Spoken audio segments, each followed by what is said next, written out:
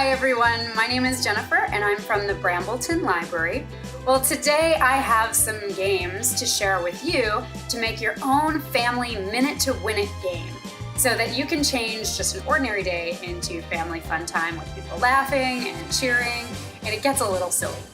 The nice thing is you can use things that you have from around your house to do the different games. The only thing you will need is something to time the minute. So you could use your phone. Of course, I'm using mine to film right now, so I can't use that. I grabbed an egg timer from another game that I have. So you'll be able to watch and see how I do at these games. We'll see. The next thing you'll need is a grid or a piece of paper to make a grid to keep a score sheet for your family. So across the top, in each column, you'll write the names of your family members. And for each row down the side, you'll write the names of each game. Now there's different ways to score. You can try to just beat the clock, or I'll give you some variations as I explain each game. I have 5 games to share with you today, and they're going to need different spaces in your house as well. So some will need a little bit of space so you can spread out. Some will need a flat surface, so you may need to set up in different areas. Okay, are you ready for game 1? Game 1 is called Moving On Up. And so for moving on up, you need cups. You need plastic, or you could use paper cups that are all the same color. I have 20 yellow cups and 1 blue cup. And the idea is the blue cup starts at the bottom and you need to move it on up to the top.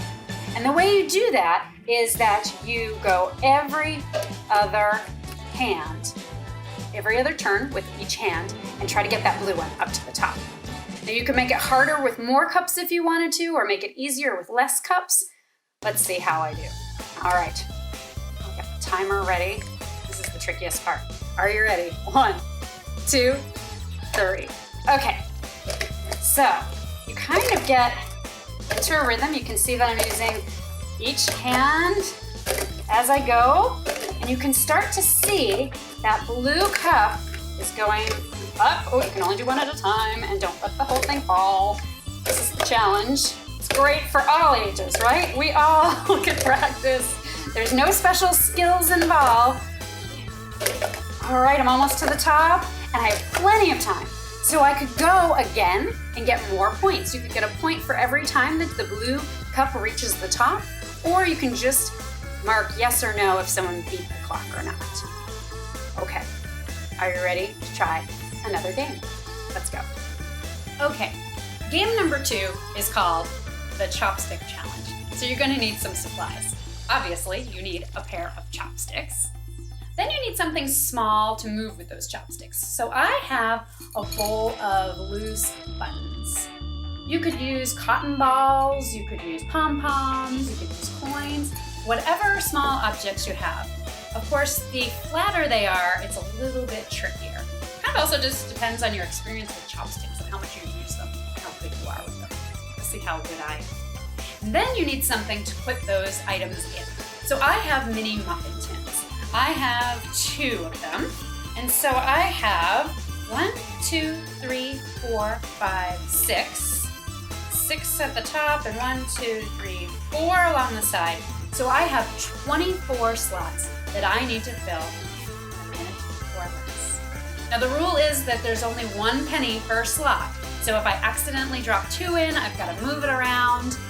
So we'll see how I do. These buttons can be pretty slippery, so we shall see. All right, let's get the timer ready and go. Okay, get my chopsticks ready and go. Now it doesn't matter what order you put them in. Of course, as long as there's just 1 per slot, you're good to go. I find the closest ones easier. I also find the bigger buttons easier. So I'm kind of digging for those. Those small ones kind of stick together. Sometimes it goes smoothly. You kind of get lost in the shuffle. Take some good manual dexterity. You know, kids, we're not writing as much if you're not in school, so this is good practice for those fine motor skills. Ooh, I'm on to the second one. How's my time? Oh, it's really going fast. I don't know if I'm gonna make it here. Time goes by fast. It's also hard to talk and do this at the same time. Do I have time for one more? I think I have time for one more. And yes, I got one. But I did not complete the whole challenge. So you could score it one of two ways. You could say that I failed the challenge, or you could give me a point for every button that I managed to get into the tins. So let's see how I did. I did manage to get one in all 12 slots there. And in this one, I did 1, 2, 3, 4, 5, 6, 7. So 7 plus 12 is 19. So that's not so bad. I like it that way myself. But again, depending on which items you pick, makes this game easier or harder. I'm just gonna set those to the side while we get ready and set up for game number 3. Now this is where things get a little bit silly. What you need for this game are 2 pennies and, get ready, pair of pantyhose. This game is called Pennyhose. And to set up, what you need to do is put each of these pennies down into the toe part of each leg. So there's 1, and there's 2. Okay, now the idea is to get the pennies out from the toe area by sticking your arms into the legs and pulling the pennies out without dropping them. Now there are a few rules. You can't use one hand to help the other hand. You can't move it along your body parts. You have to do 2 hands independently. So there's a lot of wiggling involved, let me just warn you right now. And so it can get a little silly. This one you might want to do with a little bit more space. I will certainly do my best here. Get ready, here comes the timer, and I'm off. Okay, so this is the hardest part. You gotta get your hand in there, not use your other hand, but you want to. You can't, that's the rules. You gotta go all the way down. Oh my gosh.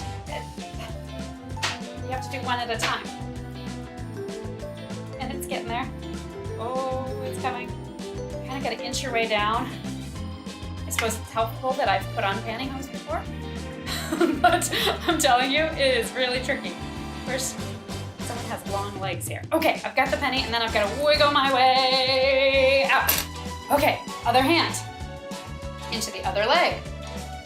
And it's coming. Oh gosh, this is the trickiest part, getting your hand all the way down there. So tempting. You just want to use your other hand, but you can keep it behind your back if it's too tempting, especially when it's your non-dominant hand. I am not left-handed, so I'm finding this one really hard. Here it comes. Oh, and the timer went off. I don't even know when. It did not. I failed. Oh well. So you can see how challenging that might be. Now the other way to do it, of course, is to put the pennies in. I didn't even get that second penny at all. So get the second penny, let's see. There we go. So now there is a penny each toe, let me check, yes. The other way to do it would be to stick both your hands in at the same time. Now this is a little bit easier because you can kind of use, you're not really pulling on each one, but you're kind of stretching, and it's, oh, that's what you can't do. And you stretch, and you wiggle, and you pull it out. Oh, there we go, I got it. Then you have to get it off. And finally, there are the 2 pennies there. I think that one I failed on. But I think you can get the gist. And you can see how silly and crazy that one gets. Okay, there's a couple more games. Let's get to them. Okay, let's try game number 4. Game number 4 is called Fork It Over. So you are going to need a fork and a stack of quarters. And the idea is to turn the fork over and roll the quarter until it gets trapped in the tines of the fork, just like pretty tricky and it requires a steady hand. So you can count this one as either successful or unsuccessful, or you can count how many quarters you can trap into the tines. You can make it more difficult by putting the fork further away. You could also do this on a floor. Now, you'll see when I try, the quarters sometimes get going everywhere, and that takes up a lot of time if you have to regather the quarters and keep trying again. So let's see how I do. Here's the timer, and go. Okay, here we go. First one. Oh, very close. Sometimes they really go far. Oh, there's one. Excellent.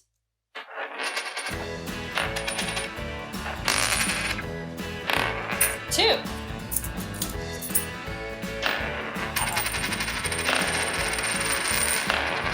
Sometimes you get going too fast. Almost better to slow down. Two so far.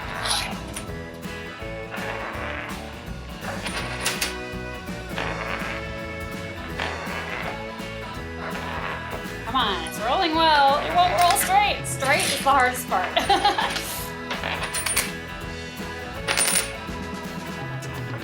have two. Maybe I can get one more? Well, two it is.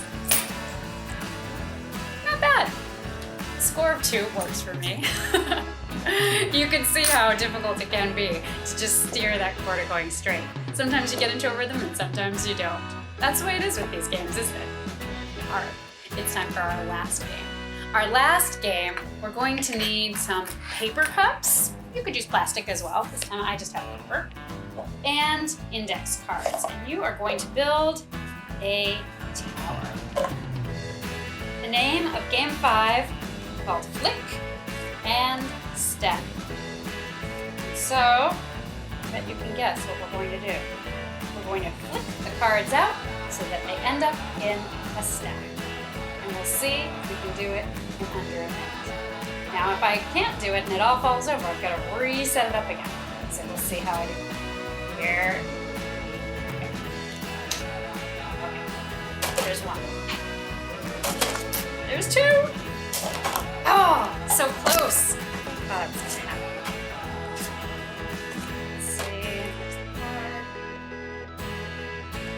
Okay. 1, 2. Ah! 3. And that does work. Well, I did it. I hope that you have had fun learning about all these games. If you'd like more Minute to Win It games, do a simple search on the internet. You will find tons of suggestions. Also, I just wanted to remind you that just because the library is closed, don't forget we still have plenty of digital resources for you. We have ebooks, movies, and music to download, and we're doing lots of video programming like this. So please join us again. Thank you so much for watching. Stay safe and stay healthy, everyone. Goodbye.